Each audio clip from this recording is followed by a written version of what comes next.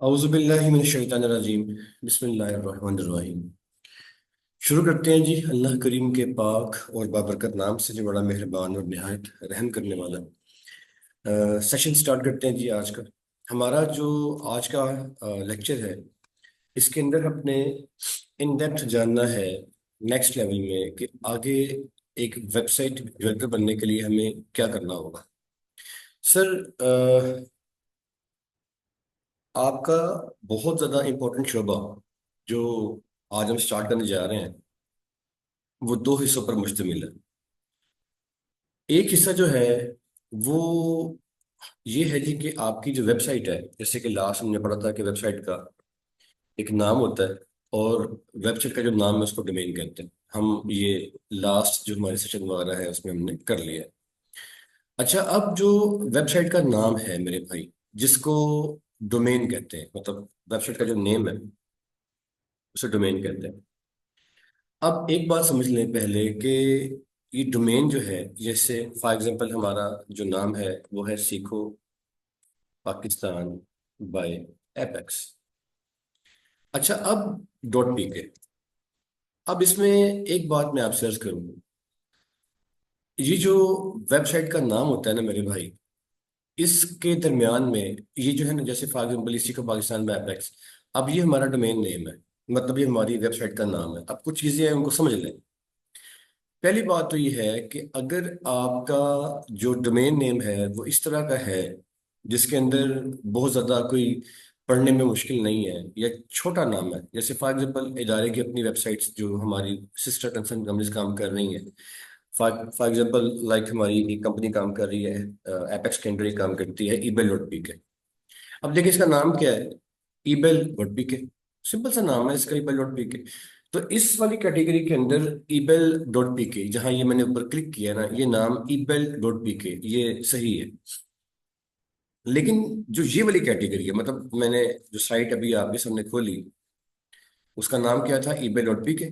ठीक है जी, मैं ये इस वक्त ये कॉपी कर रहा हूँ यहाँ से और नाम यहाँ पे पेस्ट कर रहा हूँ। तो नाम क्या है जी साइट का, ईबेल डॉट पी के। लो जी, नाम कॉपी हो गया, ईबेल डॉट पी के। अच्छा, अब इसमें फर्क है। ये जो नाम है ना, ये डोमेन नेम, ये भी डोमेन नेम है और ये भी डोमेन नेम है, दोनों हैं डोमेन नेम ही है, मगर इनमें फर्क है। फर्क को समझिएगा। सर, ये नाम छोटा सा है ईबेल, तो इसको पढ़ना यूजर के लिए आसान है। अब ये सीखो पाकिस्तान बाय एपेक्स, ये एक पूरा जो है ना 4 वर्ड्स पर मुश्तमिल नाम है। इसके अंदर मुझे पता है कि ये सीखो पाकिस्तान बाय एपेक्स, ये आपको पता है तो आप इसे पढ़ पाएंगे, लेकिन जो अननोन बंदा है वो तो इसे सीखो सीखो पाकिस ऐसे कुछ पढ़ लेगा, मतलब उसको समझ में आनी है क्या है। तो अगर आपका डोमेन नेम जो है वो लंबे वर्ड्स पर मुश्तमिल है, या अगर आप चाहते हैं कि 2 वर्ड्स भी हैं, खाली सीखो पाकिस्तान भी है फर्स्ट, और या कुछ भी 2 वर्ड्स भी हैं, आप चाहते हैं कि उसके दरमियान जो कस्टमर है उसको अगर ये क्लैरिटी के साथ पढ़ना, उसे इजी रहे पढ़ने में, तो मेरे भाई इसका तरीका ये नहीं है। देखें, सीखो पाकिस्तान बाय एपेक्स, अगर आप इस तरीके से डॉट पी के अगर ऐसे आप करेंगे, तो मेरे भाई आपकी जो डोमेन नेम है ना, ये बुक ही नहीं होनी, रजिस्टर ही नहीं होनी, बननी ही नहीं है। यानी कि आपका डोमेन नेम जो है वो गैप्स के साथ नहीं हो सकता, ये गैप्स वाला सिस्टम नहीं चलेगा। तो फिर क्या करें जी, अगर हमने काम करना है और हमारा नाम लंबा है, सर इसके लिए हाइफन इस्तेमाल करेंगे। आप इसे हाइफन कह सकते हैं, डिफरेंट जो भी इसे नाम देते हैं, गैप पर कह लें हम इसे। आप ये जो हाइफन होते हैं ना सर, सीखो हाइफन पाकिस्तान हाइफन बाय, आप देखें ये जो है ना, इस तरीके से फिर आप नाम बुक करवाएंगे। तो अगर आपने सेंटर में हाइफन डाल दिया तो ठीक है, ये बुक होगा। अगर आपने कहा ना गैप दे दे तो ये बुकिंग नहीं होगी। हाँ, सिंगल वाले नाम के अंदर ऐसा चल सकता है। तो ये हो गया फर्स्ट लेसन की जो वेबसाइट का नाम है वो आप कैसे जो है उसे मैनेज करेंगे। अच्छा, अब देखें ये मैंने लिखा ना, तो ये ब्लू हो गया, ये ब्लू नहीं हो, क्योंकि ये जब मैंने लिखा तो इसकी इंटरनेट के ऊपर बैकएंड पे उसको एक साइड मिल गई है। अब यहाँ में अगर मैं करता हूँ www. तो अब देखिएगा, अगर मैं इसे भी लिखने के बाद एक सीक्वेंस में छोड़ दूंगा, सीखो Pakistan by apex dot B K, तो अब वो जब इसको सर्च करेगा ना, इस नाम को भी, तो इसको भी वो ब्लू कर देगा। अभी जब हम कोई चीज लिखते हैं कहीं पे, तो इंटरनेट के ऊपर जब वो चीज बैकएंड पे से फाउंड हो जाती है तो वो उसको ब्लू कर देता है। ठीक है, अभी इसने किया नहीं है पर इसे उसने कर लिया, लेकिन इट्स ओके। क्योंकि ये वर्ड है, वर्ड जो है वो डायरेक्टली इंटरनेट से कनेक्ट नहीं हुई होती है, लेकिन ब्लू जो है वो क्या होता है, वो एक लिंक होता है। ये जो वेबसाइट का मैंने यहाँ पे ये आपको बना के दिया, ये भी लिंक की है। लिंक की निशानी क्या होती है, देखिए मैं इसे अगर यहाँ पे आके पेस्ट करता हूँ गूगल पे जाके, अगर मैं इसे क्लिक करता हूँ, देखिए ये ब्लू हो गया ना जी, हो गया ना ब्लू, तो ये ब्लू हो जाता है। तो आपकी जो चीज़ ब्लू होती है वो लिंक होती है। एनीवेज, ये इसका तरीका है नाम रखने का, जिसके अंदर आपने जब नाम रखना है तो आपने ऐसा करना है कि आपने इसको हाइफन के साथ इसका इस्तेमाल करना है। ये तो हो गए दो सैंपल्स आपसे मैंने शेयर कर लिए। अच्छा, आगे चलते हैं इसके बाद नेक्स्ट लेवल के ऊपर जी। अब आपका जो डोमेन नेम है ये बुक कैसे होता है। अच्छा, अब डोमेन नेम जो है वो बुक कैसे होता है मेरे भाई, कि डिफरेंट तरह के प्लेटफॉर्म्स हैं जो कि डोमेन नेम को बुक करते हैं। मिसाल के तौर के ऊपर अगर मैं कुछ फेमस नामों की तरफ आऊँ तो गो डैडी। GoDaddy जो है वो एक फेमस प्लेटफॉर्म है। अगर मैं इसके आपको साथ में क्रोम पे साथ साथ में लाइव दिखा भी दूँ, तो आपने गूगल पे जाना है और लिखना है आपने GoDaddy और सर्च कर लेना है। आपने टॉप पे आपको मिल जाएगा वो GoDaddy के नाम का एक ऑप्शन, इससे आपने क्लिक कर लेना। अब मैंने आपको बताया था कि जो डोमेन्स होती हैं ना उसकी कैटेगरीज होती हैं, डॉट कॉम होता है और डॉट पीके होता है और फला फला फला फला। जो GoDaddy है ना, यहाँ बिल अमूम डॉट कॉम की डोमेन जो है वो आपको मिलती है, बाकी भी मिलती है। अब यहाँ पे आपने आके अगर डॉट कॉम की एक डोमेन सर्च करनी है तो फर्स्ट ऑफ ऑल आपने ये देखना है कि जो डोमेन मैं सर्च कर रहा हूँ क्या ये अवेलेबल है डोमेन हर जगह पे, मतलब दुनिया भर में मेरे सिवा किसी और ने इसको इस्तेमाल तो नहीं कर लिया इस नाम को। अगर तो आपका नाम पहले से बुक हो चुका है तो फिर वो डोमेन आपको मेरे भाई नहीं मिलेगी। अच्छा, अब मैं यहाँ पे इसका जो domain name, let for example मैं आपसे कहता हूँ जी कि फर्ज कर लेते हैं ebell.com। अब मैं कहता हूँ यार मैं चाहता हूँ कि मेरी साइट का नाम हो ebell.com। अब एक बात याद रखिएगा कि ये बाय डिफॉल्ट है कि इससे पहले www आने ही आना है, वो लिखने की जरूरत नहीं है मुझे यहाँ पे। मतलब इसके जो शुरू में ये जो www नहीं, ये तो आने ही आना है।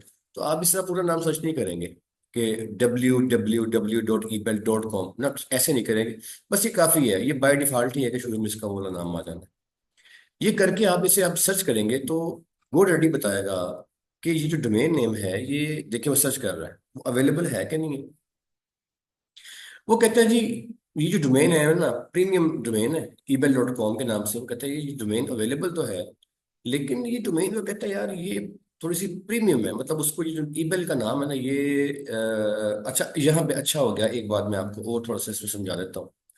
सर डोमेन नेम के ना पैसे कोई फिक्स नहीं होते।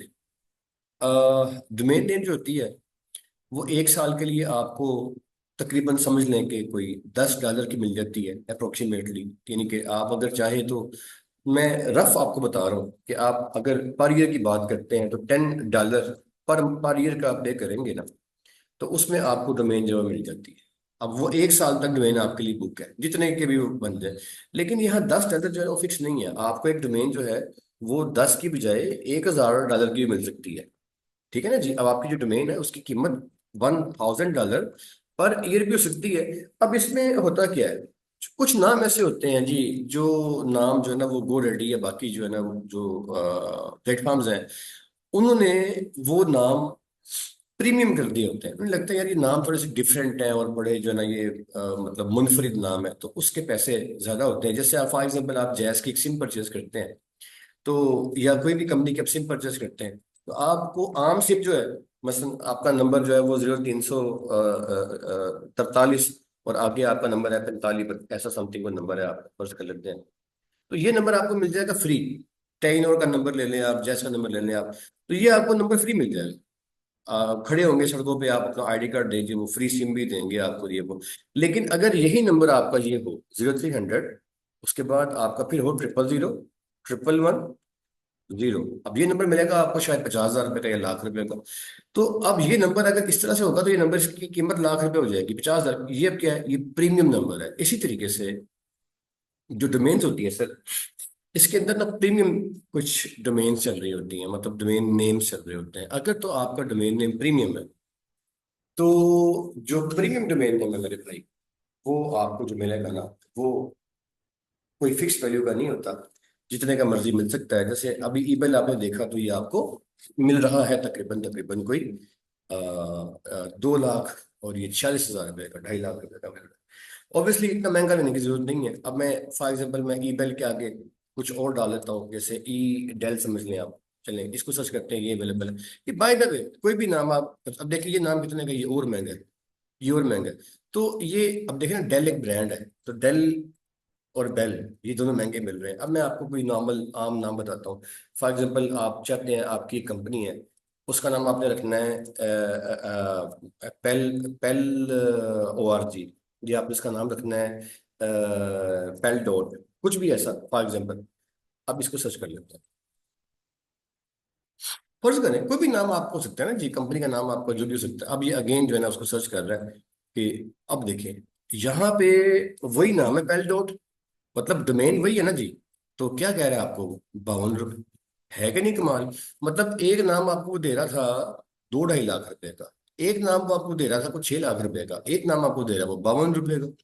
तो मेरे भाई ये होती है डोमेन की कीमत। डोमेन नेम जो है अगर तो कोई प्रीमियम खाते में आ जाए तो उसके पैसे ज्यादा हो जाते हैं, और अगर ना आए तो उसके पैसे नॉर्मल हो जाते हैं। आप लोगों ने करना यह है कि आपने हरगिज भी कोई महंगी डोमेन्स जो प्रीमियम नाम है उस खाते में नहीं जाना। कोई मसला नहीं है, इससे कोई फर्क नहीं पड़ने वाला आपकी वेबसाइट के डेवलपमेंट के ऊपर या उसकी किसी भी और चीज के ऊपर। सो कोई जरूरत नहीं है काम करने की, जो नॉर्मल नाम है वो परचेज कर। अच्छा एक बात, ये जो 52 रुपए का नाम मिल रहा है ना, ये इसने आगे साथ कट किया। वो कह रहे हैं यार ये 52 रुपए आप हमें दे देते हो, हम आपको नाम बुक कर देंगे, लेकिन ये जो है ना 52 रुपए ये जस्ट बुकिंग के टाइम पे है, पहले साल के लिए कहता है आपको फ्री। लेकिन नेक्स्ट टाइम अगर आपने इस नाम को कंटिन्यू करना है तो कहता है जी 5,050 रुपये इसकी असल कीमत है, जो इसका किराया या इसकी फीस जो है वो सालाना 5,000 रुपये की है। ठीक है। अच्छा अब इसमें ये सालाना है या 2 साल है या 3 साल है, अब इसमें नीचे लिखा होता है, देखें यहाँ पे आप गौर फरमाएं, लिखा हुआ है कि फर्स्ट ईयर ओनली जो है ना ये 52 रुपए का। ये देखिएगा, ये मैंने जिसे जिसे मैंने कर दिया है, कहता है फर्स्ट ईयर ओनली जो है वो 52 रुपए का। आगे उसने लिखा है विथ 3 ईयर टर्म, अगर आप उसके बाद 3 साल का लेंगे तो 3 साल का जो प्लान है वो 5,050 रुपए का, मतलब एक साल के बाद आप 5,050 रुपये पे करेंगे इसे, तो फिर ये जो है आपको नेक्स्ट अगले 3 साल के लिए मिल जाएगा। तो पहला साल 52 रुपए का और अगले 3 साल जो है वो 5,000 रुपया 3 सालों का आपसे चार्ज करेंगे। तो पर ईयर कितने का पड़ा, 1,500 का या 1,700 का पड़ गया आपको। तो अब डोमेन नेम की अगर हम एवरेज वैल्यू निकालें, एवरेज वैल्यू निकालें तो आपकी डोमेन नेम जो है, मैंने आपसे अर्ज किया कि $10 के अंदर तकरीबन तकरीबन आपको अप्रोक्सीमेटली मिल सकती है। आप इसे 10 से, अगर मैं थोड़ा सा और आसान कर दूं, तो $10 से $20 समझ लें, आप ही लीजिए। इतने पैसों के अंदर ना आपको जनरल आम डोमेन शेमेन कोई भी जो है वो पूरे साल के लिए मिल जाती है। और $20 पे भी नहीं जाती, इससे कम ही रहती है। आम डोमेन आपको $15 के अंदर भी मिल जाती है। तो $10-15 पर ईयर अगर आप पे करते हैं तो उसके लिए आपको डोमेन जो है वो पूरे साल के लिए मिल जाती है। अच्छा अब लेने का तरीका से क्या है, डोमेन कैसे बुक करवाएंगे। आपकी स्क्रीन के ऊपर ये खुला हुआ जी GoDaddy, मैंने आपको बताया। अब यहाँ पे सिंपल डोमेन पहले सर्च कर लिया आपने, मिल रहा है। अगर आप कहते हैं मेक इट योर्स, हाँ मैंने इसे परचेज करना है, इसे आप क्लिक कर दें। इसे क्लिक करेंगे तो आगे वो इसे आप, अच्छा इसमें नीचे देखें एक चीज और सामने, इसको भी चेक करवा लीजिएगा। नीचे देखिए बता कहता जी पेल डॉट ऑनलाइन ये डोमेन इतने पैसे की है, ये पेल डॉट XYZ ये इतने की है। ये आपको वो बता रहा है कि अब पेल हाइफन डॉट डॉट कॉम ये कितने की है, ये भी जो है ना इतने की है। तो ये आपको बता रहा है कि आप अगर पेल डॉट कॉम कर लें, डॉट साइड कर लें, तो पैसे उसके और भी प्लस माइनस हो सकते हैं, ऑप्शन दे रहा है एनीवेज। अब ये डोमेन आपको पसंद है, आप इसे कहते हैं ये कंटिन्यू, इसे आप कंटिन्यू कर लीजिए। अगर इसे आप कंटिन्यू करेंगे तो यहाँ पे वो आपसे कह रहा है कि कंटिन्यू टू कोर्ट। अच्छा अब इसके साथ ही उल्टे साइड हाथ पे यहाँ पे आपको ऑप्शन मिल गई है। वो कहता है जी फुल डोमेन प्रोटेक्शन, यहाँ वो कह रहा है 2,000 रुपया। ये वो कह रहे हैं अल्टीमेट डोमेन प्रोटेक्शन, यहाँ वो कह रहा है जी 4,000 रुपया। आपको फिल वक्त ना ये जो इस तरह की चीजें हैं इनमें जाने की जरूरत नहीं है। ये अभी नेक्स्ट जो है मैं बताता हूँ आपको कि ये काम आपने कैसे करने हैं, कि आपने इसको सिक्योर वो ये वो कैसे करना है। अभी इस वक्त खाली डोमेन की बुकिंग की तरफ आपने आना है, ऐसी कोई इजाफी चीजें पे करने की जरूरत नहीं है। अब अगर मैं इसे करता हूँ ना जी यहाँ पे कंटिन्यू टू कार्ड, तो उसके बाद क्या होगा मैं करता हूँ आपके सामने। अगर मैं इसे करता हूँ कंटिन्यू टू कार्ड, तो अब वो मेरे से मेरा ईमेल मांगेगा, मेरा फोन नंबर मांगेगा, मेरे बैंक की डिटेल मांगेगा।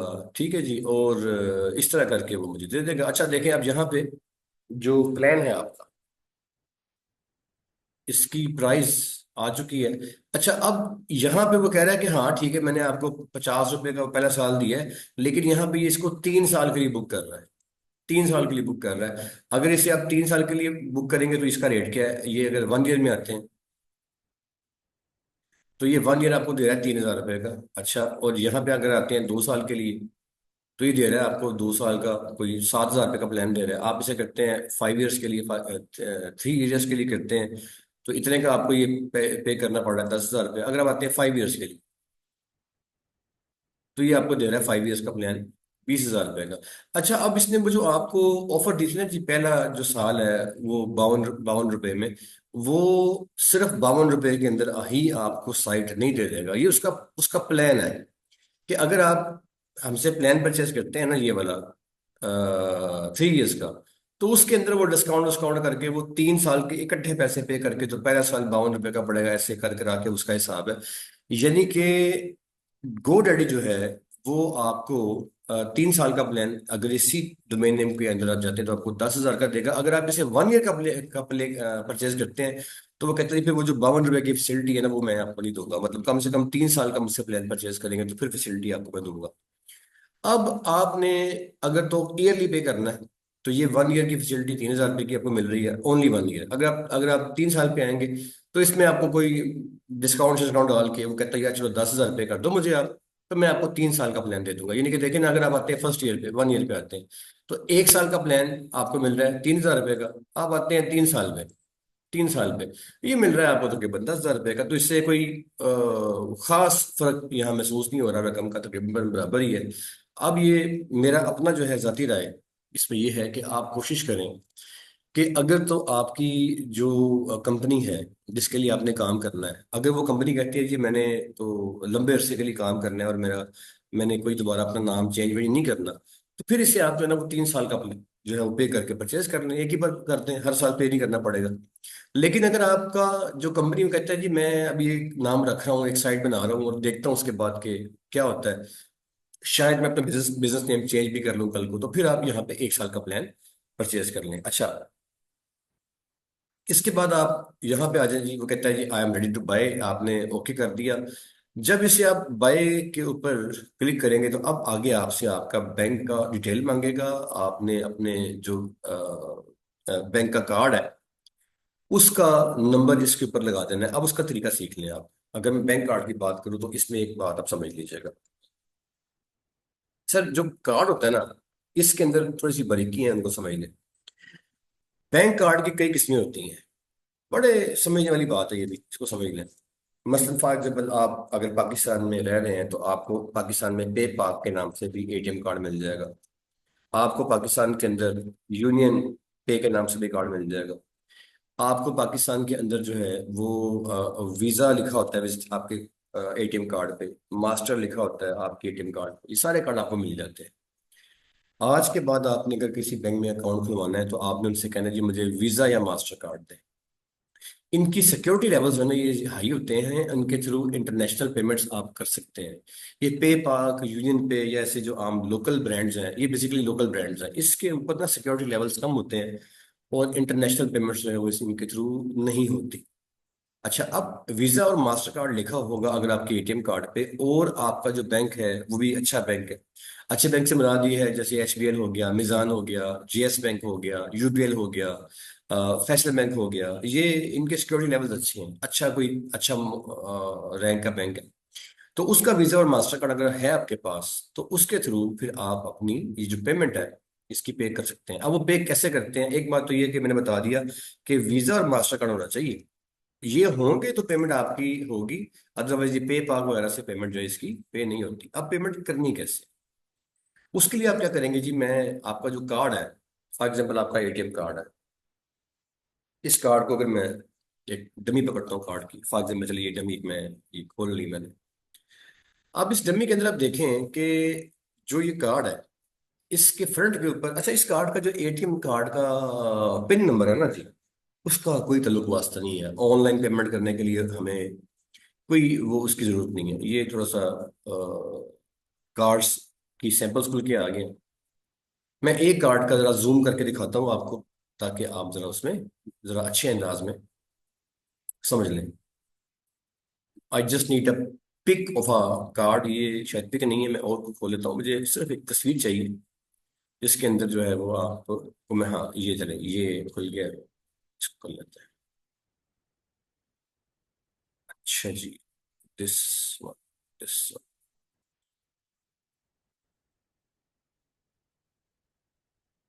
अच्छा, एटीएम कार्ड का जो है ना आपका, फिर से उसकी साइड खुल गई है, और उसको खोल लेता हूँ। एटीएम कार्ड के फ्रंट के ऊपर, इसका मकसद, एटीएम कार्ड के फ्रंट के ऊपर ना जी 16 इंचों का ना एक कोड लगा होता है। एटीएम कार्ड के फ्रंट के ऊपर 16 इंचों का एक कोड लगा होता है। 16 इंचों का जो कोड लगा होता है ना, ये एटीएम कार्ड के फ्रंट पे, ये दरअसल ऑनलाइन पेमेंट करने के लिए इस्तेमाल होता है। ऑनलाइन पेमेंट करने के लिए इस्तेमाल होता है। मैं इसी में इसको यहाँ से यार कॉपी कर लेता हूँ, ताकि आ, समझा सकूँ मैं आपको। ये देखिए, अब ये जो कार्ड है, इसके फ्रंट के ऊपर देखिए, ये 16 इंचों का नंबर लगा हुआ है। ठीक है जी, ये आप, मैं जूम करके दिखा देता हूँ। ये 16 इंचों का नंबर है इसके फ्रंट के ऊपर, दिस वन। ये जो 16 इंच हैं, ये आपके ऑनलाइन पेमेंट करने के लिए इस्तेमाल होते हैं। यहाँ पे ये बात भी याद रखें कि अगर आपके कार्ड का 16 इंचों का ये तस्वीर किसी के पास चली जाती है, तो आपके कार्ड के पैसे बकायदा बैंक से चोरी हो सकते हैं। इंटरनेशनली वो कोई भी पेमेंट कर सकता है आपके कार्ड से, और पेमेंट निकल सकती है। तो उसके एहतियात करें कि आपका जो कार्ड है, उसके 16 इंचों का जो नंबर है वो किसी के पास ना जाए। अच्छा, अब ये 16 इंच से वो आपसे मांगेगा। फिर वो कहेगा जी आपका कार्ड पे नाम क्या लिखा हुआ है। तो जो भी नाम लिखा होता है कार्ड पे, लाइक बाबर इकबाल या वट एवर, जो भी नाम लिखा होता है वो नाम मांगेगा। 16 इंच से मांगेगा। डे, आपका कार्ड कब एक्सपायर हो रहा है, ये 12/26 से लिखा हुआ है, कब एक्सपायर हो रहा है वो आपसे मांगेगा। उसके बाद आपके कार्ड पे ना एक CVV लिखा होगा, वो एक स्पेसिफिक कोड होता है, जो आमतौर पे 3 या 4 हिस्सों का होता है। देखिए इस वाले केस में इसके ऊपर ये 0525 ये इसका कोड बना हुआ है। तो आपका कार्ड जो है उसके ऊपर 16 इंचों का एक कोड होगा, एक्सपायरी उसकी होगी, आपका नाम आ रहा होगा, और 3 या 4 हिस्सों का एक कोड लगा होगा। ये तमाम की तमाम जो आपकी चीजें हैं ना जी, ये आपने पुट कर देनी है अपने उस जब आपने कार्ड डोमेन परचेस करनी है, तो वहां पे जाके आपने अपने कार्ड की डिटेल्स ये सारी पुट कर देनी है। अपना जीमेल मांगेगा आपसे, जीमेल लगा देना है। आपका फोन नंबर मांगेगा, आपने वो लगा देना है, और जस्ट आपने पे कर देना है। आपके बैंक से पैसे जो है वो कट जाएंगे, और पैसे कटने के बाद जो ये डोमेन नेम है वो आपके नाम के ऊपर बुक हो जाएगी, और बुक होने के बाद ये डोमेन नेम अब आपकी हो चुकी है। अब अगर आप चाहें तो इस डोमेन नेम को अपने वेबसाइट के अंदर इस्तेमाल कर सकते हैं। लेकिन इतना करने से ही अभी आपका काम जो है वो मुकम्मल बिल्कुल भी नहीं हुआ। अभी तो सिर्फ आपने एक डोमेन नेम की हद तक काम मुकम्मल किया है, और ये हुआ है कि आपको एक डोमेन नेम जो है वो मिल चुकी है। अच्छा, अब एक बात यहाँ पे बहुत ही इंपॉर्टेंट है, और समझ लें। जो आपकी कंपनी होगी, जिसका आपने नाम रखना होगा, मेरे भाई, बात यह है कि आज हर इदारा, हर कंपनी, हर दफ्तर, हर ऑफिस, हर बिजनेस जो है वो ऑनलाइन के अंदर कन्वर्ट हो रहा है। पुराने सिस्टम खत्म हो चुके हैं, नए में आप चले गए हुए हैं।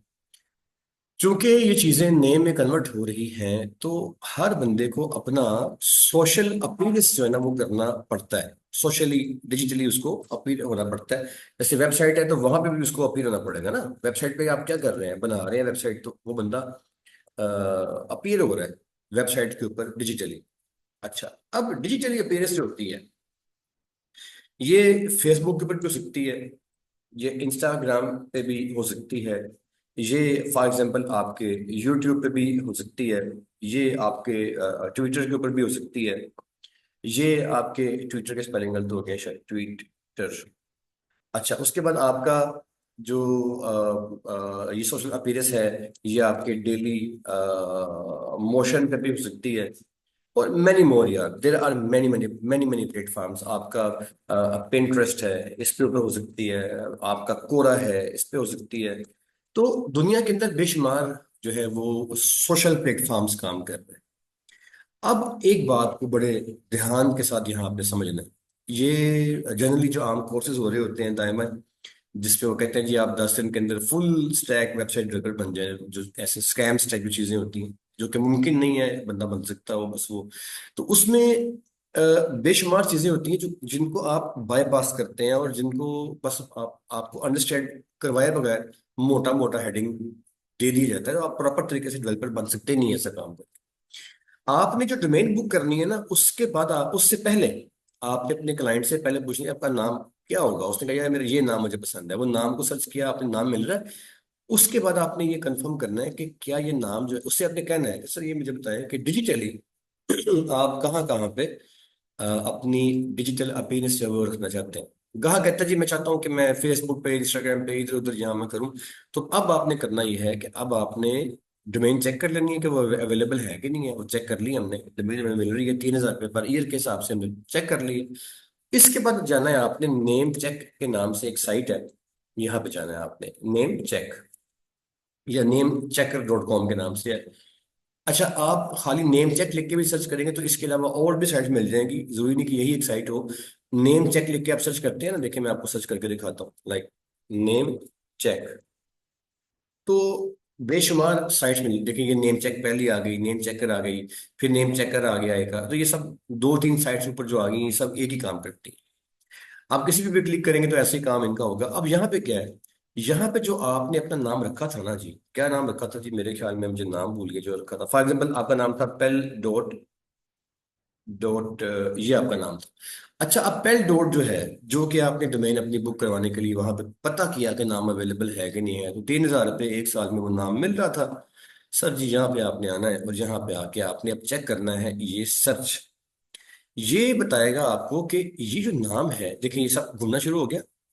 ये चेक कर रहा है कि ये नाम जो है वो दुनिया के अंदर किस किस प्लेटफॉर्म पे पहले से बुक हो गया है और किस किस प्लेटफॉर्म पे पहले से बुक नहीं हुआ। अब जहां जहां पे कांटा आ जाना चाहिए वहां वहां पे ये अवेलेबल नहीं है। देखें यहाँ पे मैं अगर नीचे आऊँ, ये मीटअप यहाँ पे अभी तक कि कांटा आ गया, मतलब यहाँ पे अवेलेबल नहीं है। पिंटरेस्ट पे गुड लगा, मतलब यहाँ पे अवेलेबल है। ठीक है जी। अब ये गिटहब, ये भी एक प्लेटफॉर्म है, यहाँ पे गुड लगा मतलब यहाँ पे अवेलेबल है। जहां जहां पे गुड आ जाए, देखिए वीमो पे गुड लग गया मतलब यहाँ पे अवेलेबल है। तो मेरे भाई जहां जहां पे गुड आ जाए ना, वहां वहां पे ये नाम अवेलेबल है। ठीक है। और जहां जहां पे गुड ना आए, वहां वहां पे ये नाम अवेलेबल नहीं है। जैसे यूट्यूब की चेकिंग अभी चल रही है, इसकी ट्विटर की चल रही है, फेसबुक की चल रही है। ठीक है। अब अगर तो यूट्यूब पे ये गुड कर देगा, फेसबुक पे ये गुड कर देगा, और ये उसके बाद आपका जो ट्विटर है या इंस्टाग्राम जो भी, वहां पे ये गुड कर देगा, डेट मीन्स के वहां वहां पे ये नाम अवेलेबल है। और अगर वो कांटा कर देगा तो वहां वहां पे ये नाम अवेलेबल नहीं है। अगर आप लोड मोड पे क्लिक करेंगे तो ये देखें नीचे और भी डिफरेंट तरह के प्लेटफॉर्म्स हैं। दुनिया में बेशुमार प्लेटफॉर्म्स हैं ना, आप खाली एक दो को जानते हैं, तीन को जानते हैं, मतलब पूरी वर्ल्ड की अगर आप बात करते हैं, दुनिया के अंदर बेशुमार प्लेटफॉर्म्स हैं। जैसे लिंक्डइन ये आ गया, तो लिंक्डइन भी गुड आ गया, अवेलेबल है। आपने ये देखना है कि नाम अवेलेबल है कि नहीं है। तो मेरे भाई अगर तो वो नाम अवेलेबल हुआ, तो अब आपने तसल्ली कर लेनी है कि सर आपका नाम ये अवेलेबल है। अब आपने अपने क्लाइंट से कहना है जी मैं वेबसाइट डेवलपर हूँ, मैंने आपकी जो डोमेन है वो बुक करवा लेता हूँ। आप अपने डिजिटल मार्केटर से कहें, जो आपका डिजिटल मार्केटर है, कि आपके वो नाम जो है वो बुक करवा दें।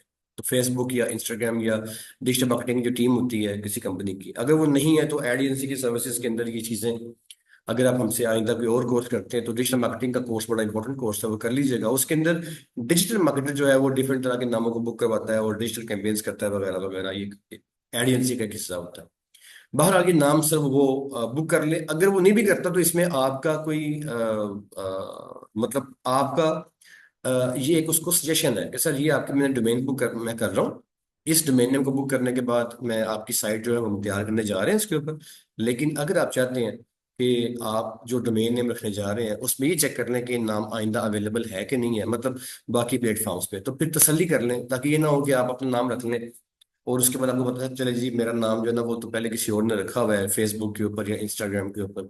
तो वो नाम आपका एक ही होना चाहिए, एक ही होना चाहिए। देखिए ना, फॉर एग्जाम्पल मैं अगर केएफसी की बात करता हूँ, बात को समझिएगा, मैं केएफसी की बात करता हूँ। अब भी केएफसी की मैंने साइट खोल ली है। अब देखिए, केएफसी की मैंने साइट खोली तो साइट में क्या होता है। अब मैं अगर बिल्कुल आपको दिखाऊं इसमें, यहाँ पे इसके नीचे इन्होंने ये देखिए, अब यहाँ पे ये लिखा हुआ है केएफसी, लिखा हुआ है केएफसी। और साथ क्या लिखा हुआ है, यूट्यूब का लिंक बना, ये एक लगा हुआ है आइकन, एक इंस्टा का लगा हुआ है, एक फेसबुक का लगा हुआ है। तो ये आइकन ऐसे ही आप भी अपने क्लाइंट की जब साइट तैयार करेंगे तो आप भी ऐसे आइकन लगाएंगे। अच्छा, जब आप आइकन लगाएंगे ना, तो अब इसका मतलब ये है कि ये नहीं है कि यहाँ पे आपका नाम डीएफसी हो फेसबुक के ऊपर, और यहाँ आपका नाम एलएफसी हो और यहाँ एमएफसी, ऐसा नहीं है। एक ही नाम से आपका केएफसी जो है वो यूट्यूब के ऊपर भी खाली केएफसी होगा, इंस्टा पे भी खाली केएफसी होगा, और फेसबुक पे भी खाली केएफसी होगा। अब फॉर एग्जाम्पल मैं आपको, फर्ज करें कि मैं ये इस पे क्लिक करता हूँ फेसबुक पे, चलिएगा। तो अब यहाँ पे जो ये नाम है, देखें ये इसका नाम केएफसी है। अब यहाँ पे एक बात और समझ लें, ये जो केएफसी लिखा हुआ है ना, ये केएफसी के इस नाम की बात मैं नहीं कर रहा, ये भी एक बड़ी पते की बात है, ये समझ लें आप। इस नाम की बात मैं नहीं कर रहा, ये नाम भी आपका नाम है, और ऊपर लिखा हुआ है facebook.com/KFC पाकिस्तान। ये देखें, facebook.com/KFC पाकिस्तान। अब जो ये नाम है ना, जो मैंने ऊपर जो मैंने किया है, मैं आपकी शीट में भी इसको डाल लेता हूँ, ये देखिएगा। अब केएफसी जो है उस वाले केस में नाम क्या है इसका, ये नाम है इसका, ये facebook.com/KFC पाकिस्तान, ये है मेरे भाई इसका नाम। अब जो पीछे आ रहा है ना इसके, इसको भी अभी जो ये इसको आप छोड़ दें, जो www, इसको भी, ये तो आना ही आना है, इसको भी आप फिलहाल छोड़ दें, ठीक है। तो facebook.com/KFC पाकिस्तान, ये क्या है, ये फेसबुक के ऊपर केएफसी का नाम है। तो केएफसी जो है वो ऑफिशियली केएफसी पाकिस्तान के नाम से जो है रजिस्टर है यहाँ पे पाकिस्तान के अंदर। अब आप अगर वापस चलें केएफसी की वेबसाइट पे और आप क्लिक करें यूट्यूब पे जाके, अब गौर फरमाइएगा जो बताने जा रहा हूँ। देखें इसका चैनल खुल गया, चैनल का यहाँ पे जो आपको नाम मिल रहा है वो क्या मिल रहा है, केएफसी पाकिस्तान। ठीक है जी, केएफसी पाकिस्तान। अच्छा, अब आपका इसी को आप पकड़ लें और आप इसको लेके आ जाएं इंस्टाग्राम पे, आप लेके आ जाएं ट्विटर पे, जहां जहां आप केएफसी आपको मिलेगा ना जी, वो केएफसी पाकिस्तान, मतलब इसका ऑफिशियल नाम जो है वो केएफसी पाकिस्तान के नाम से इसका सेव है।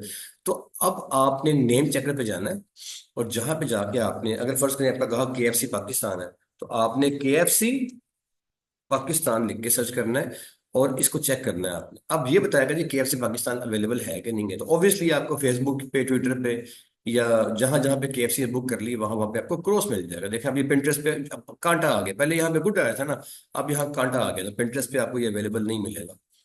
तो ये सर इसका सिंपल सा फार्मूला है, इस तरह से चेक करना है आपने कि जो डोमेन नेम है आपकी, वो जो आपने बुक की है उसके नाम से बाकी जो दूसरे आपके जो हैं आपके नाम, वो बाकी प्लेटफॉर्म्स पे अवेलेबल हैं कि नहीं है। अगर तो वो बाकी प्लेटफॉर्म पे अवेलेबल हैं तो अच्छी बात है, उसे आप कंटिन्यू कर लीजिए, डोमेन बुक कर लीजिए। अगर वो नाम अवेलेबल नहीं है तो क्लाइंट को बता दें सर कि मैं बुक कर रहा हूँ आपके बिहाफ पे, लेकिन बाकी प्लेटफॉर्म पे ये नाम अवेलेबल नहीं है। तो अगर आपने अपना नाम चेंज करना है तो कर ले, अगर आपने नहीं कोई ऐसा काम करना कि आइंदा आपकी कोई इतनी मुख्तलिफ किस्म के प्लेटफॉर्म्स पे आपका ज़हन नहीं है जाके इसी नाम से आप ट्विटर के ऊपर भी जो है ना वो ग्रो कर रहे हो या नजर आ रहे हो, इसी नाम से आप कोरा पे या पिंटरेस्ट पे या फेसबुक पे या इधर उधर आपके कुछ चैनल बने हो, ऐसा कोई बहुत बड़ा आपका अगर प्लान नहीं है, तो आप सिंपल एक नॉर्मल क्लाइंट है तो उस हद तक फिर काफी है। आप खाली एक वो कर लें कि आप जो डोमेन है वो बुक करवा लें, और बुक करवा के आप सिंपली अपनी वेबसाइट बनानी शुरू कर दें। तो सर यहाँ पे डोमेन की तमाम डिटेल्स जो खत्म होती हैं, इसकी जो वैलिड जो चीजें हैं .com.pk वो हम कर चुके हैं इससे पहले। आगे हमारा जो नेक्स्ट चैप्टर आ रहा है जी इसके बाद, जो है वो बहुत ज़्यादा डिफरेंट और नेक्स्ट हमारा लेवल है, उसके उसमें हमने सीखना है अगली बातों को कि इसके बाद क्या आता है। तो मिलते हैं जी अगली वाली क्लास में। अल्लाह आपको आसानियां अता फरमाए, अल्लाह आपका हामी नासिर हो जी। प्लान इंशाल्लाह हमारा कंटिन्यू रहेगा, अगली क्लास में मिलते हैं आपसे। बहुत शुक्रिया आपका, अल्लाह हाफिज।